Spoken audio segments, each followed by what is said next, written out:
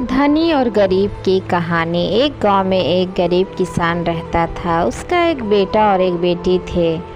किसान अपने बेटा का विवाह करके कुछ साल के बाद अपनी बेटी का भी विवाह एक अमीर घर में कर देता है।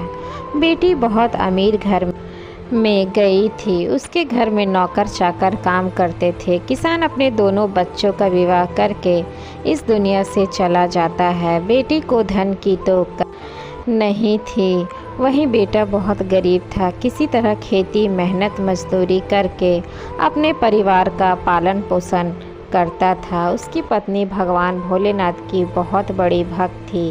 गरीब होने के बाद भी वह भगवान से कोई शिकायत नहीं करती थी। वह थोड़े में ही गुजारा कर लेती थी और अपने परिवार के साथ खुशी से रहती थी। वहीं उसके पति की बहन धन ज़्यादा होने के कारण घमंडी थी। वह अपने भाई के गरीबी के कारण उनसे कोई रिश्ता नहीं रखना चाहती थी। उसकी बहन धन के घमंड में इतनी चूर थी कि अपने भाई को देखना तक पसंद नहीं करती थी। समय बीतता गया और बहन की ननद की शादी पड़ी। उसने अपने भाई को बुलाया तक नहीं। किसी तरह उसके भाई को पता चला और वह बिना बुलाए ही बहन के घर शादी में चला जाता है।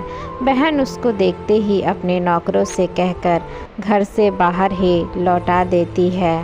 भाई भूखा प्यासा रोते हुए जा रहा था। तभी रास्ते में उसको एक बूढ़ी माँ मिलती है। उन्होंने उस भाई से पूछा, बेटा क्यों रो रहे हो?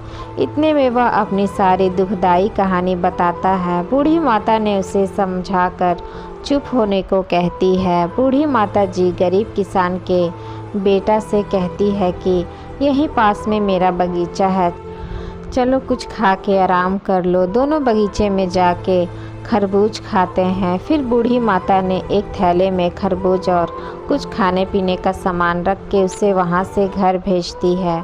घर पहुँचने के बाद बच्चे सब अपने पिता के आगे पीछे घूमते हैं। उसकी पत्नी अंदर से पानी लेकर आती है और तुरंत थैला हाथ से लेकर देखने लगती है कि मेरी ननद क्या दी है। बेचारा भाई वहाँ से चला जाता है। उसकी पत्नी जैसे ही उस खरबूज को काटती है खाने के लिए, उसमें बीज की जगह हीरे मोती चमक रहे होते हैं। वह बहुत खुश होती है देखकर। फिर अपने पति के पास जाकर कहती है, दीदी को हमारी गरीबी देखा नहीं गया है, इसलिए इतने सारे धन दी है। बेचारा किसान भाई सोच में पड़ जाता है कि किसी से कुछ कहता नहीं। अब बेचारा भाई भी बहुत धनी और पैसे वाला हो गया। भाई की अमीरी होने की खबर धन के घमंड में चूर रहने वाली बहन को पता चला और वह बिन बुलाए अपने मायके यानी भाई के घर आती है। यह देखकर भाई मन में सोचता है कि जब मेरे पास धन नहीं था तो बहन मुझे देखना तक नहीं चाहती थी। फिर भी वह और उसकी पत्नी ने उसका आदर सत्कार करते हैं। कुछ दिन के बाद बहन को ससुराल से बुलावा आया। उसके भाई और भाभी अच्छे कपड़े मिठाई कुछ उपहार देकर विदा किया। इतना सब देखकर उसकी बहन की आंखों में आंसू आ जाते हैं।